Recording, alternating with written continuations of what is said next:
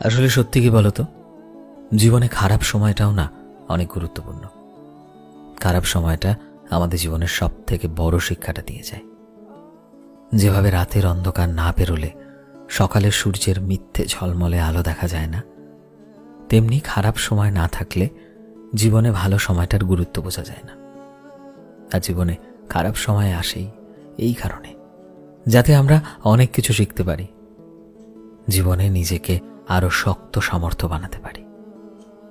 ভগবান আমাদের জীবনে খারাপ সময় আনে এটা দেখার জন্যই, যেই কঠিন জীবনে আমরা নিজেকে কতটা শক্ত করতে পারি।